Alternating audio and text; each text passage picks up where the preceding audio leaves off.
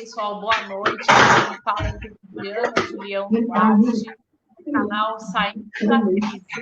Hoje nós temos um convidado, o Marco Aurélio Rosas, do Sebrae, e ele vai contar para a gente tudo sobre transformação digital, crédito e tudo mais que você precisa de saber para salvar a sua empresa aí desse momento de crise. Crise, eu já falei para vocês que é um nome bonito para a gente ganhar dinheiro, né? Basta a gente saber quais são as melhores formas para a gente poder empreender.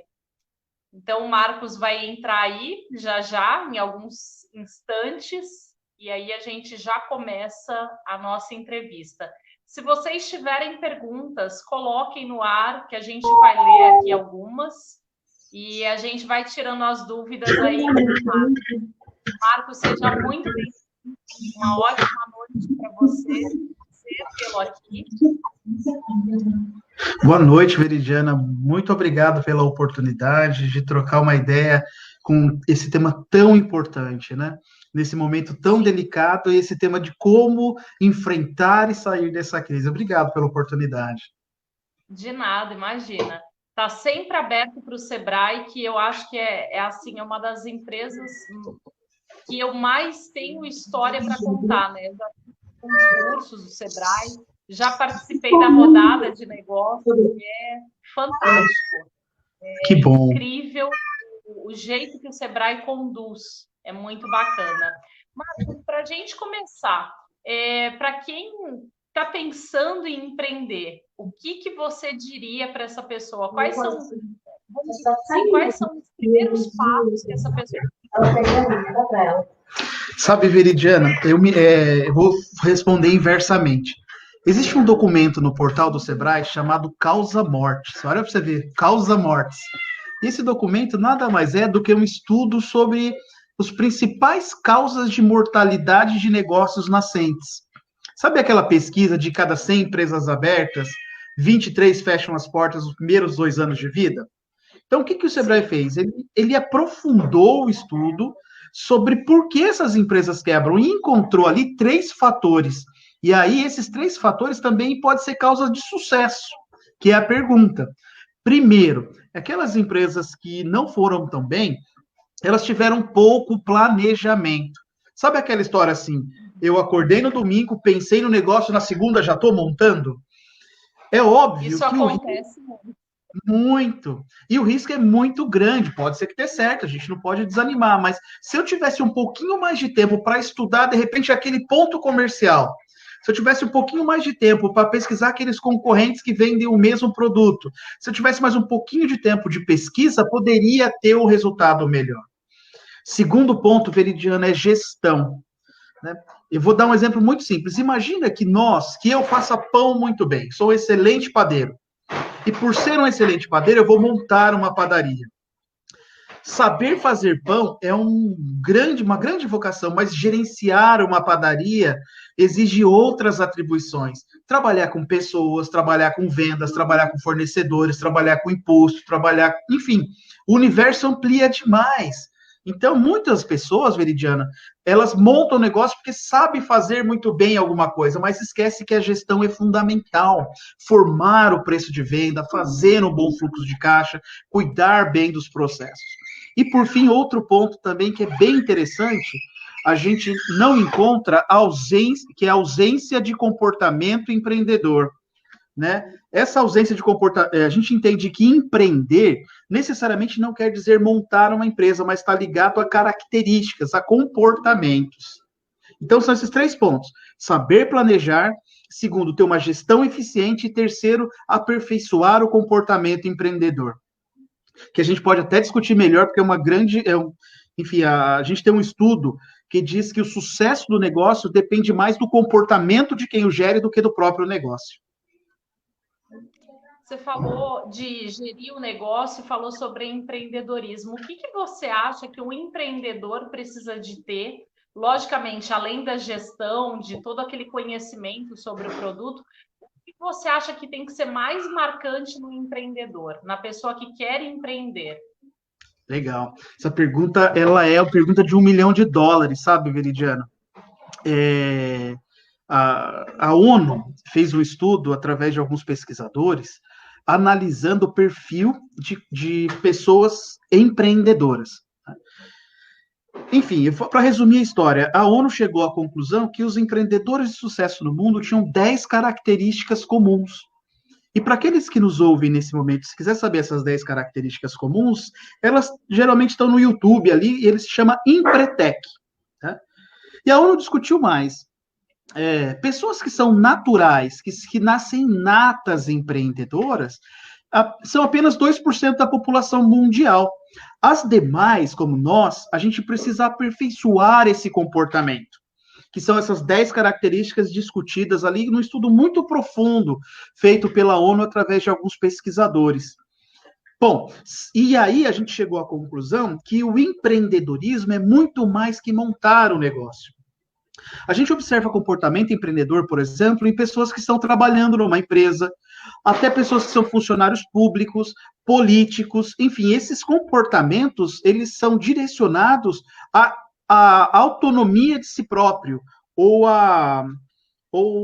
um conjunto de características que geram àquele indivíduo a autonomia da sua própria pessoa.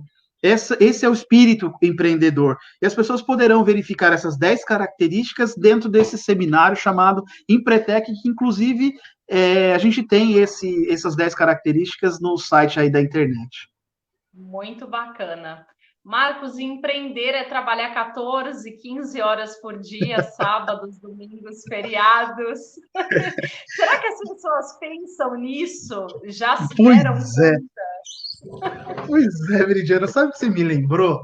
Esses dias, já faz algum tempo, já faz alguns anos, um jornalista, ele foi numa praça lá em Belo Horizonte, e a pergunta que ele fez foi exatamente essa. As pessoas passavam e ele perguntava, olha, para você, o que é ser empresário ou ser empreendedor? E as pessoas respondiam assim, olha, ser empresário é trocar o carro todos os anos. E aí o outro chegava e falava, ser empresário é trabalhar quando quiser, ser empresário é ser rico. E aí eu fiquei imaginando aquela cena, porque assim, não tem nada a ver uma coisa com a outra, né? Muito para acontecer, não é assim tão simples, né? Eu sei porque eu empreendo há quase 10 anos e vou te falar, então... o começo foi tão difícil, gente. Eu pensava assim, nossa, se sábado eu tiver um micro feriado, eu já estou feliz. Se domingo eu conseguir não ir à empresa e não conseguir pensar na empresa, eu já estou feliz. Só que isso acontece tão pouco que você não tem ideia, né? Você já viu aquele... Né? As pessoas criam uma vida que, na verdade, não existe. Não existe. Você já viu aquele meme que é uma foto assim, das pessoas deitadas, né? Aqui é o estagiário, aqui é fulano de tal. E quando mostra a cama do empresário, não existe ele já está fora da cama há muito tempo e já está trabalhando, labutando e não tem outra forma, né? Agora, você falou uma coisa, Viridiana, que me chamou a atenção, você já empreende há 10 anos. Você vai perceber que uma das características do espírito... E você já passou pelo principal momento, que é aqueles dos 2 aos 5 anos, que a gente considera os momentos mais delicados do negócio. Parabéns, parabéns. Terríveis. Marcos, você citou uma coisa, as pessoas dormem com um sonho e acordam na segunda e querem transformar em realidade. Segunda-feira eu vou começar a montar minha hamburgueria. Então, eu vou no açougue, compro lá uma peça de carne, mando moer, volto para minha casa, entro no iFood e começo a trabalhar. Você acha que essa é a maneira correta? Essas pessoas ainda não pensaram em crédito, elas não sabem nem se vão ter um capital de giro formado, como você falou, um estoque considerável. Tanta coisa que envolve, né? Comenta um pouquinho para a gente sobre esse dia a dia do empreendedor, né? Que não é só sonhar. A gente, lógico, tem que sonhar alto, mas a gente tem que tomar um pouco de cuidado, né? Para a gente não tropeçar. E para isso a gente tem alguns passos a seguir, né? Uhum. Pegando esse mesmo exemplo, sabe, Veridiana? Imagina só você, a gente vai lá no açougue, compra lá a carne e tal, e processa aquilo e a gente produziu um salgado. E a gente começa a produzir aquele salgado. Vamos pegar um exemplo muito comum. eu produzi o salgado e vou formar o preço daquele salgado. Que preço que eu vou dar? Quanto que fulano vende? Ele vende a R$2. Então, eu também vou vender a R$2. Veja que em alguns casos, Veridiana, quando a gente coloca isso na ponta do papel, quanto mais essa pessoa vender, mais prejuízo ela vai ter. E veja, é a mesma pessoa que às vezes foi demitida ou pediu a demissão do emprego e pegou o seu fundo de garantia, pegou sua rescisão trabalhista, pegou todos os seus recursos e colocou naquilo com um sonho e que não se capacitou para tanto. Então, você tem razão, não é só simplesmente produzir, é necessário um certo estudo sobre aquilo. Um certo estudo sobre preço, um certo estudo sobre processo produtivo. No caso de alimentação, ainda maior, um certo estudo de manipulação de alimento para que haja segurança alimentar. Não que nos outros negócios não precisem, é óbvio que precisa. Mas é necessário e é fundamental que haja um pouquinho de planejamento antes, que ele estude um pouquinho melhor antes de montar o seu negócio. Mas eu concordo contigo, a grande maioria, elas acordam inspiradas, a gente está falando domingo, mas enfim, acordam inspiradas no domingo e na segunda começam a empreender. Enquanto poderiam, sim, não perder o sonho. A ideia não é perder o sonho, transformá-lo em realidade com muito trabalho e muito planejamento. Infelizmente, a gente percebe que muitos empresários, eles preferem gastar tempo refazendo o que foi errado do que planejar para fazer o correto. Essa é a impressão que a gente tem do exemplo que a gente deu, né? Complicado. Eu entendo isso que você está falando, porque eu dou curso de contabilidade, dou curso de administração. Uma vez eu tive uma aluna e ela fazia doces para fora, né? E ela falou, Veridiana, eu vou para as grandes feiras, eu não sei o que acontece com o meu dinheiro, eu ganho tanto dinheiro, mas assim, de repente, pum, eu chego em casa, vou contar, tive prejuízo. Aí chego em casa, vou contar, pum, tive prejuízo. E fora que tem que locar carro para transportar, porque ela também não dirigia e tudo mais. E aí ela falou, eu não sei para onde está indo o meu dinheiro. E aí a gente começou a fazer ali um mini teste para ver as coisas que ela gastava, né? Nem chegamos a entrar na contabilidade verdadeiramente dita. E ela falou para mim assim, então, eu gosto de colocar um lacinho na ponta da colher, porque fica bonitinho. Eu gosto de levar minhas filhas para a feira e eu tiro um dinheirinho do meu caixa, que é muito comum. E aí eu levo minhas filhas para se divertir no parque que está ao lado. Compro alguma coisa gostosa que a gente está com vontade de comer. E aí eu pedi para ela colocar os preços de tudo que ela gastava nesse momento da viagem, né? Por exemplo, se a viagem demorasse a mais e ela tivesse que comer no meio do caminho, ela falou, nossa, eu nunca tinha pensado nisso. Eu falei, pois é, por isso que muitas vezes a gente precifica os produtos errados e a gente acaba tendo um problema. E ainda pior, porque você está pegando o seu dinheiro da sua casa, misturando com o dinheiro da empresa, que é algo muito comum, né? Que a gente vê muitas pessoas fazendo isso. Depois eu até gostaria que você comentasse. E aí você mistura o dinheiro da empresa com o da sua casa com o da empresa, e você, na verdade, nunca vai saber se você está tendo um lucro ou prejuízo. E no final a empresa dela dava um baita de um prejuízo, por N fatores, tá? Esse dela fazer viagens para locais muito distantes, continuar mantendo o mesmo preço que ela mantinha aqui na Baixada Santista, com custos aí extras, com viagens, com transportes.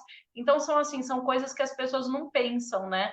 Muitas vezes elas estão ali preparadas, quanto que eu gasto para fazer um bolo? Só que aí você está pensando em fazer um bolo na sua casa. Quando você está pagando um aluguel, o valor já é outro. Quando você está fazendo um delivery, o valor já é outro. E assim sucessivamente, né? Então, se você puder comentar alguma coisa sobre isso, eu vou te agradecer muito. Sabe que nem é uma questão de pedido, mas essa é a regra de ouro número 1, Veridiano. Quando a gente chega assim, faz as análises financeiras que a gente faz no Sebrae, tem um consultor específico para isso, a grande queixa é exatamente essa: olha, eu trabalho e não vejo a cor do dinheiro. E aí, né, os consultores que têm uma certa experiência começam a perguntar, olha, quando você precisa de um dinheiro para pagar a escola, você tira da onde? Tira do caixa. Quando você precisa pagar alguma conta de luz de casa, tira da onde? Pega aqui do caixa. E quando a gente vai ver, a empresa até tem uma certa saúde financeira, mas ela já foi. A contabilidade da empresa foi tão misturada com a contabilidade pessoal que a percepção do empresário é que ela não deu lucro, é que ela não dá lucro, é que eu não vejo dinheiro, eu nem vejo a cor do recurso. Então, a regra de ouro para a contabilidade, a regra de ouro para finanças é essa: separar as contas pessoais das contas da empresa.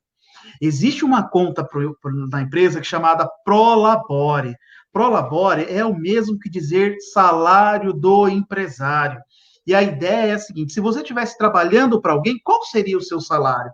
Então, qual é o salário que a tua empresa te pagaria para você cuidar das suas coisas, pagar o teu aluguel, pagar a tua luz, pagar o teu, fazer os passeios? Esse é o salário, né, que é diferente de lucro, que a gente pode explicar em um outro momento, mas que seja de fato separado a contabilidade pessoal da contabilidade da empresa. Essa é a regra número um.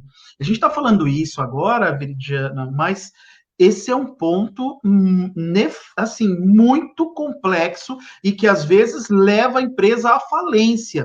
E empresas que às vezes têm saúde financeira muito boa, mas que se mistura nas suas contabilidades e acaba perdendo um pouquinho e virando uma bola de neve depois. Quantos e quantos empresários chegam no Sebrae e que, além de ter feito toda essa confusão de contabilidade pessoal e contabilidade da empresa, e que buscam créditos a juros, e aí começa uma outra bola de neve. Então, eu tinha um professor na faculdade que dizia assim, na época ele dizia assim, olha, quem não sabe mexer com números não serve para administrar. E eu vi isso muito naquilo que a gente comentou agora. É fundamental, mesmo que você não goste de matemática, mas que pelo menos você entenda o que é uma coisa e o que é outra. A contabilidade é fundamental para que tenha sucesso as empresas. Sem dúvida nenhuma, você tem toda a razão.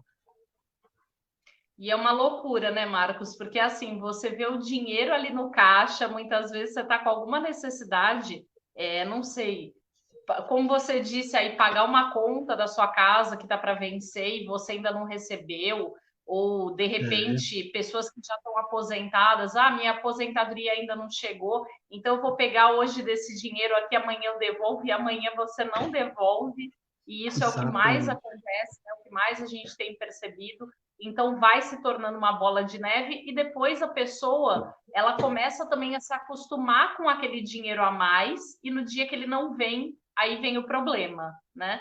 Isso. Então isso é bem complicado. Marcos, conta pra gente o que mudou nessa pandemia? Esse momento maluco que a gente está vivendo, onde muitas empresas estão completamente perdidas, muitas até migrando aí de um pequeno comércio para uma transformação digital, e isso muitas vezes é muito complexo, né? Porque a gente não aprendeu, a gente não teve um tempo de preparo para isso, né? E eu costumo dizer que às vezes o tempo de preparo ele é fundamental, só que nesse momento não teve como, né? Sim. Como que as empresas estão agindo? Sabe, Veridiana, fazendo um gancho do que a gente estava conversando agora com esse momento da pandemia, a gente tem uma pesquisa no site do Sebrae, e já está na terceira edição, e a pesquisa ela diz assim: os impactos da pandemia na vida das micro e pequenas empresas. Na primeira versão dessa pesquisa, foi perguntado para cerca de 12 mil empresários do Brasil inteiro, né, que fizeram parte da pesquisa, quanto tempo de capital de giro ele tinha para sobreviver durante a pandemia, lá no comecinho da pandemia, ali pelo no final de março e abril. E a resposta ali era de 13 a 17 dias, né, que as empresas tinham de fôlego para poder sobreviver naquele momento. Então, hoje, na época da pandemia, no Sebrae, quando a gente está agora atendendo esse universo de micro e pequenas empresas, a grande demanda é por crédito.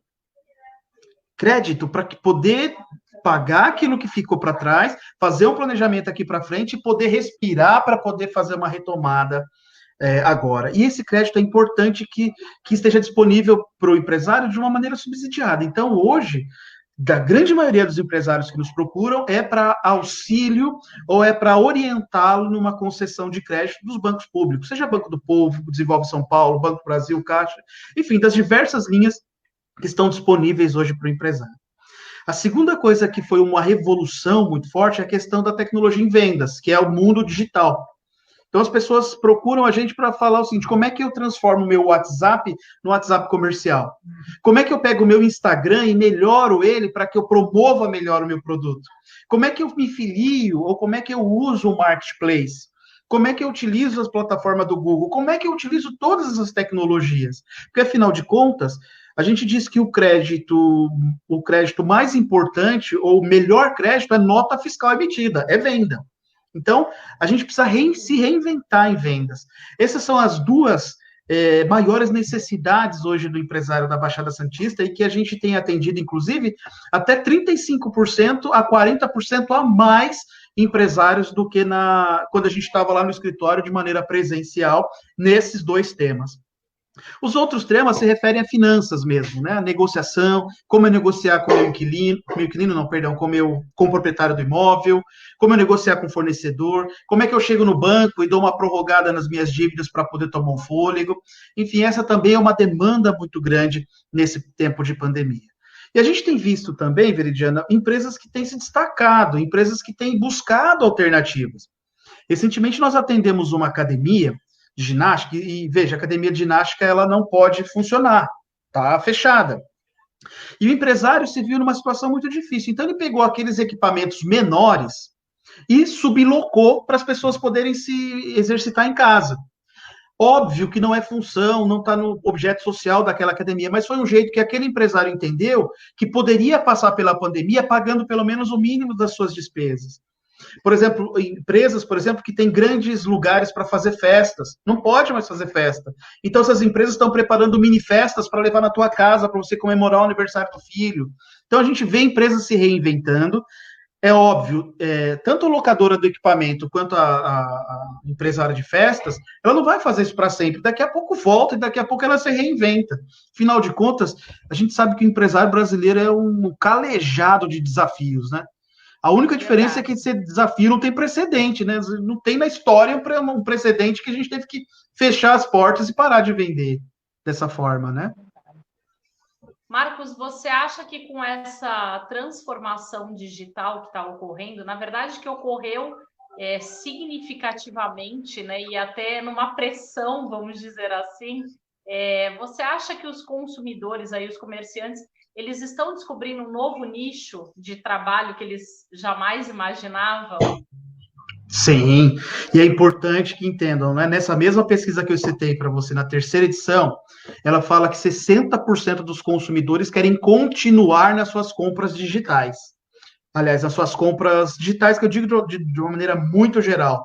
Porque da mesma forma que acelerou o universo das empresas, os consumidores também aceleraram e viram que podem fazer essas compras digitais.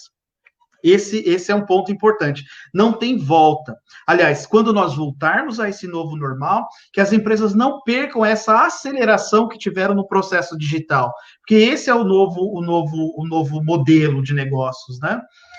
Até bem pouco tempo atrás, a gente não tinha esse conjunto de produtos e serviços disponibilizados em tantas plataformas que nós temos hoje.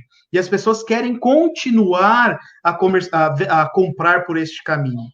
Outro ponto que me chamou muito a atenção, porque esses dias atrás o empresário disse o seguinte, mas o dinheiro sumiu do mercado. Ele tem razão, estamos num momento de crise. Mas recentemente eu vi uma matéria numa grande rede de TV dizendo o seguinte, que no mês de abril os depósitos em poupança baterão recorde. Ou seja, aquelas pessoas que mantiveram seus salários, o seu faturamento, ao invés de ir gastar, de repente, eles, como não puderam, eles guardaram esse recurso. Então, esse recurso ainda continua disponível. A gente só precisa de um jeito de levar esse produto até o cliente e pensar juntos de uma forma que isso aconteça. É verdade. Porque as necessidades continuam, né, Marcos? As pessoas precisam de se vestir, Exato. elas precisam de comer, elas precisam de remédio. Às vezes quebra alguma coisa dentro de casa, então tem que repor imediatamente, dependendo da tua necessidade ali.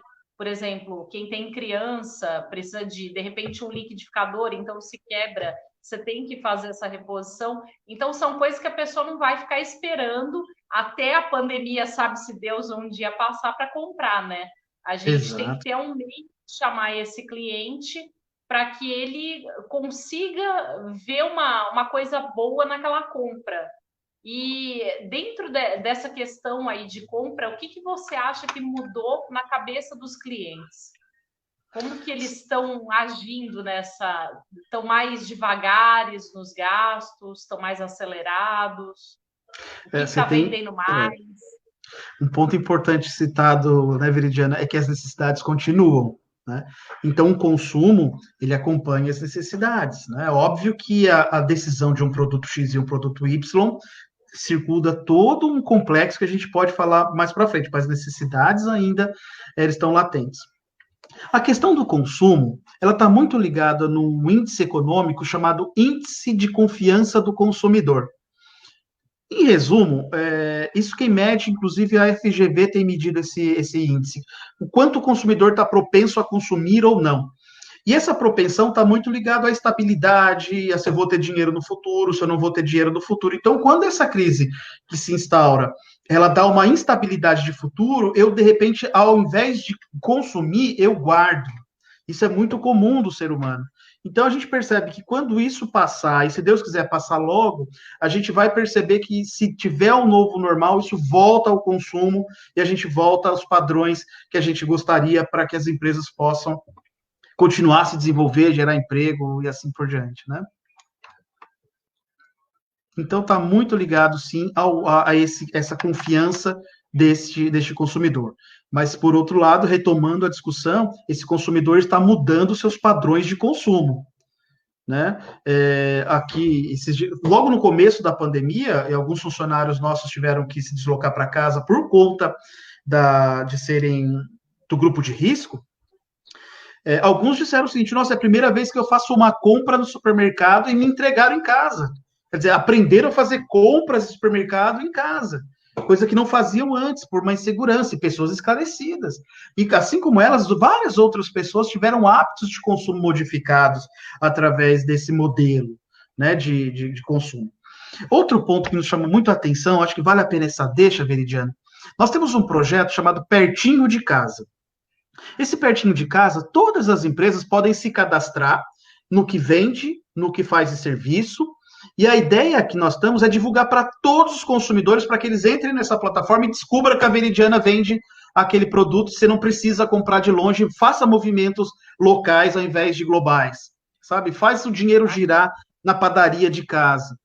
Isso se chama Pertinho de Casa, é uma plataforma, a gente já é estadual, mas ela tem uma plataforma onde a gente está incentivando muito as pequenas empresas a se cadastrarem, e agora numa outra vertente aos consumidores a acessarem, para que a gente faça negócios mais locais e as comunidades se ajudem, porque afinal de contas o mundo passou, né? A gente estava falando agora há pouco de turismo. Turismo é a base da nossa economia aqui na Baixada, né? A gente estava pesquisando no Fórum Panrotas agora, que aumentou significativamente as pesquisas dos consumidores para viagens no segundo semestre. Mas a diferença é que as viagens serão para cada vez mais próximo e dentro do Brasil. Olha que oportunidade. Né? Então, tem oportunidade surgindo no meio da crise, que é exatamente o que a gente começou a discutir, né?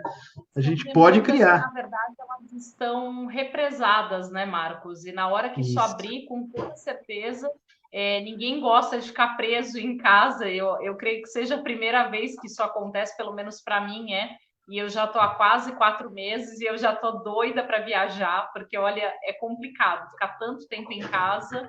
É uma experiência boa nos primeiros dias, mas depois, ao longo aquilo vai cansando um pouquinho, né? Tem razão. Marcos, conta para a gente das linhas de crédito. Como que o Sebrae trabalha? No que exatamente o Sebrae pode ajudar essas pessoas com aquela linha de crédito inicial para abrir um negócio? Tá. No começo a gente tem 2 vertentes de trabalho em crédito. Primeiro é a orientação de todas as linhas existentes. Seja desde o Banco do Povo, que são aquelas linhas que a gente chama de microcrédito, que vai de 15 a 50 mil, até linhas de créditos com a Desenvolve São Paulo, com os bancos públicos. Essa é uma linha. Uma outra linha, que essa linha se acentuou muito pós-crise, a gente chama de FAMP, que é o Fundo de Aval. Quando você vai num banco para adquirir um crédito, a primeira pergunta do banco é o seguinte: o que você tem para me dar de garantia? Né? E às vezes o empresário é muito difícil para ele buscar deixar uma casa à disposição, ou além de uma casa, ou procurar um avalista. Isso é complicadíssimo para o empresário. Então, o que o Sebrae fez? Desenvolveu um fundo, esse fundo de mais ou menos 15 bilhões de reais, né, e colocou isso num depósito, e todas as vezes que um micro ou pequeno empresário vai até o banco para pegar um capital de giro, o Sebrae, através do FAMP, assegura para aquele banco 85% daquele valor, que a gente chama de fundo de aval. Então, evitando que aquele empresário tenha o desgaste de ficar buscando alternativas para dar de garantia para aquele banco. Então, essa é uma outra forma que o Sebrae agiu também, né, para que houvesse, nesse caso, um seguro. E vários bancos se credenciaram, tanto públicos quanto privados. Então, se você for a um banco hoje, olha, eu quero um capital de giro, quero utilizar o FAMP, que é o fundo de aval, você pode se utilizar e 85% daquele dinheiro já está garantido para o banco. Se tiver algum problema, o banco não poderá, quer dizer, o banco estará assegurado. Então, a gente resolveu um problema de seguro. E logo depois disso veio o Pronamp, que foi agora há pouco anunciado que tem a mesma característica, um recurso muito maior e com uma qualidade muito interessante. Veja, a taxa de juros do Pronamp, ela é a Selic, que está hoje em 2% ao ano, mais 1,25%. Portanto, é 3,25% ao ano. Então, é uma taxa de juros muito pequena. E da mesma forma que o FAMP, o banco continua assegurado. E hoje o FAMP está sendo operacionalizado tanto pela Caixa Federal quanto pelo Banco do Brasil. Então, a gente assessora esses empresários a buscar essas linhas de crédito que sejam mais subsidiadas. Porque, afinal de contas, Veridiana, juros é juros, né? E você que trabalha com contabilidade, você sabe disso, né? Aqui no Brasil, a gente trabalha com juros compostos, né? Quanto menor, melhor. Eu penso que a minha empresa só sobreviveu porque eu conhecia muito de banco, né? Eu trabalhei 6 anos no banco e trabalho na área de educação desde sempre. Então, eu acho que eu juntei essas duas peças e acabou dando certo. Mas para quem está iniciando aí, gente, uma dica: comece fazendo um curso. Qual o curso que você indicaria para quem é iniciante que está começando do -1? Não vamos nem falar do zero, -1. Legal. Existe uma linha de algumas oficinas, né? Atendimentos coletivos e individuais, que é uma linha que o Sebrae entende sobre começar bem. Nesse começar bem, a gente vai falar de planejamento, a gente vai falar de abertura, a gente vai falar de vendas, a gente vai falar de fluxo de caixa, a gente vai falar das coisas mais básicas que o empresário vai ter na sua vida, e a gente tem chama uma trilha chamada Trilha Começar Bem. E ele tem um nome muito específico, assim, ó, descomplique planejamento, descomplique-se fluxo de caixa. Então, são coisas bem simples, sem muita linguagem científica, mas uma linguagem muito prática para que o empresário possa exatamente ter o resultado do nome do programa, Linha Começar Bem. Então, uma série de cursos aí simples, gratuitos, sem custo nenhum, para que ele possa começar bem. E ele vai aprender desde o processo de planejamento até linha de crédito, se ele for preciso. E nessa linha de crédito, a gente já faz até o encaminhamento para que ele consiga aquela linha de crédito. Para quem quer começar, a linha é começar bem. Tem algum carro-chefe que o Sebrae vende mais ou que é mais apropriado para quem está ali no meio do caminho e está um pouco perdido, vamos dizer assim? Ele iniciou, deu certo e, de repente, ele se viu perdido nessa pandemia. Sim, sim. Hoje, Veridiano, o nosso carro-chefe nem é um curso, é consultoria, né? E a consultoria entende atendimento individual. E essas consultorias, elas são divididas em vários temas. Então, a gente tem lá um especialista em finanças que vai trabalhar todo o aspecto financeiro com aquele empresário que está perdido. Nós temos um consultor de marketing que vai trabalhar todo o aspecto mercadológico. Nós temos os consultores jurídicos que podem ajudá-los em possíveis processos ou até em contratos. Nós temos consultores de produção. Nós temos uma série de consultores que atendem esse empresário individualmente. Agora, também, antes da pandemia, e a gente vai retomar isso, a gente tinha, sabe, Veridiana, a gente chama de grupos setoriais. Então, a gente pega aqueles 10 setores mais densos daquela cidade e monta grupos. Então, por exemplo, a gente tem um grupo de alimentação fora do lar. São 20 a 30 empresários. E a gente desenvolve uma trilha para esse grupo específica para aquele setor, para aquele segmento. Eu falei de alimentação, mas para você ter uma ideia, a gente já teve grupo de dentistas, de advogados, grupos de moda, beleza. E aí a gente trabalha especificamente com aquele setor. E aí é interessante que é muito rico também a troca entre eles, sabe? A troca é fantástica. Por exemplo, teve casos de grupos de alimentação fora do lar que eles verificavam que todo mundo comprava o mesmo produto e passaram a comprar coletivamente. E tiveram 30% de desconto. Percebe? Bacana. E aí é muito prático esse movimento, né? Bacana. E é bom que todo mundo cresce junto, né? Sim. Porque, afinal de contas, a gente não vende o mesmo produto. É o que eu sempre digo. Por mais que eu seja de escola, tem produtos dentro da escola que eu não trabalho. Por mais que eu trabalhe com carreira, com educação, tem coisas que eu não trabalho. Aí eu tenho que passar para uma outra pessoa. Então, isso é muito importante. Respeitar essa trilha, vamos dizer assim, da carreira daquele empreendedor, né? Porque Sim. nem todo empreendedor quer trabalhar com tudo, essa é a verdade. Então, é bem bacana isso. Você que estava contando para mim uns minutinhos antes da gente começar, que sobre transformação digital, nesses últimos 5 minutinhos aí que nós temos, o que você poderia falar de transformação digital para esse pessoal que ainda está um pouquinho perdido, não sabe como vender o seu produto ou está com alguma dificuldade, aprendeu a vender, mas está com dificuldade? Ah, importante. Primeiro que o Sebrae tem uma assessoria, e essa assessoria é gratuita para essas pessoas, tá? Ninguém é obrigado a saber de tudo.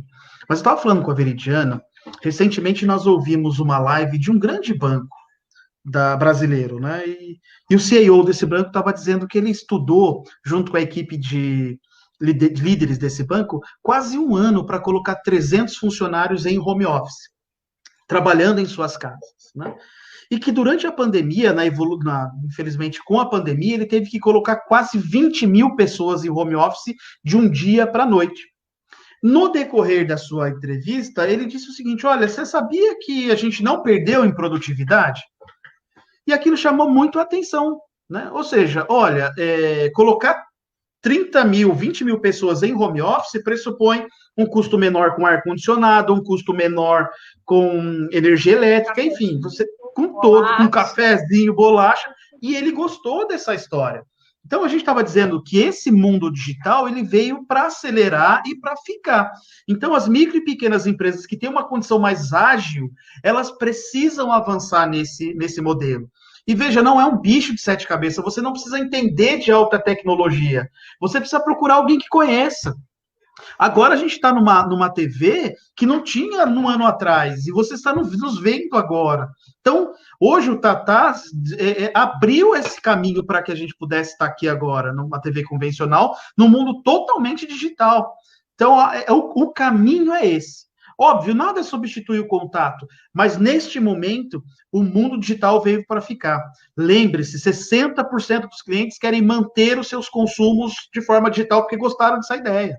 Então, a gente não pode ficar fora dessa. Eu sou uma delas. Eu adorei essa ideia, achei o máximo. Sim. Aliás, deixa eu te contar uma coisa rapidinho nesse trechinho aí do fim. Outro dia eu desci aqui no meu prédio porque eu pedi algumas coisinhas pelo Mercado Livre. Quando eu cheguei lá embaixo, tinha uma fila de entregadores do Mercado Livre. Gente, eu fiquei passada. E o rapaz, você é a senhora fulana de tal? Aí o outro, não, eu acho que esse é do meu pedido. E meu prédio é um prédio pequeno, né? Então, você imagina, você já está dando todo esse problema aqui, né?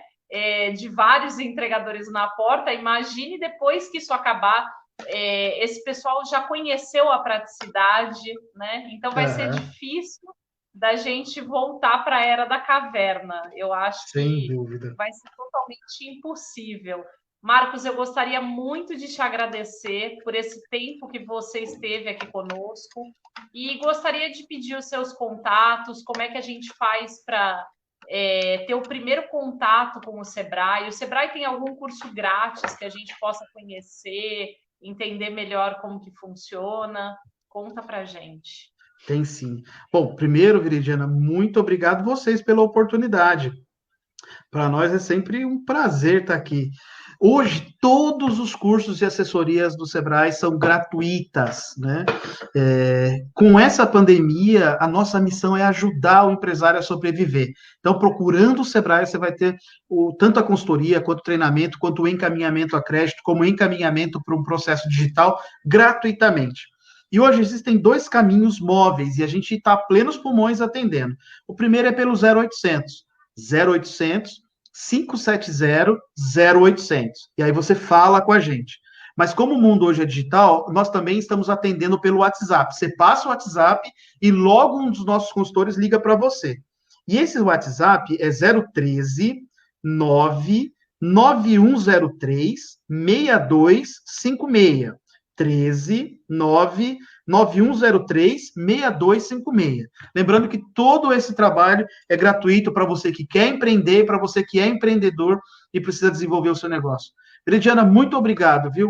Nós estamos passando por um momento muito delicado, mas eu tenho certeza que a gente vai sair dessa muito mais fortalecido. Com toda certeza. Fé em Deus. Fé em Deus. Gente, se vocês quiserem conhecer mais o trabalho do Sebrae, fiquem à vontade, entrem em contato, aproveitem essa grande oportunidade, né? Aí, por enquanto, ainda é gratuito, você já pode aproveitar, experimentar, ver a qualidade, que é ótima. Eu já usei diversas vezes, então eu acho que é fantástico. E uma ótima noite para vocês. Muito obrigada por ter deixado, cada um de vocês terem deixado aí a gente entrar na sua residência, poder levar um pouquinho de conhecimento que seja para ajudar nesse momento que nós estamos vivendo. Marcos, muito boa noite, muito obrigada. E as portas estão abertas. Se tiver alguma novidade, alguma coisa, você querer voltar, está aberto a todo momento. Opa, muito obrigada. Eu que agradeço. Um abraço, Veridiano. Um abraço, Tatá. Obrigado pela oportunidade. Gente, muito obrigada e uma ótima noite. Até quinta-feira que vem, aqui no Facebook, às 21 horas. E se você está buscando emprego, não deixe de conhecer o nosso canal no Instagram e no LinkedIn também. No LinkedIn, Veridiana Julião Duarte, lá tudo sobre carreira. Aliás, Veridiana Julião Ramos Duarte. Desculpa, só fazendo a correção. E lá no Instagram, nós temos também a página Veridiana Julião Duarte. Aqui no Facebook, desenvolvendo a sua carreira. Então, acompanhe-nos, seja como empreendedor ou como uma carreira que você escolheu. Gente, muito obrigada e uma ótima noite. Tchau, tchau, Marcos. Muito obrigada. Tchau, tchau. Obrigado, gente. Um abraço.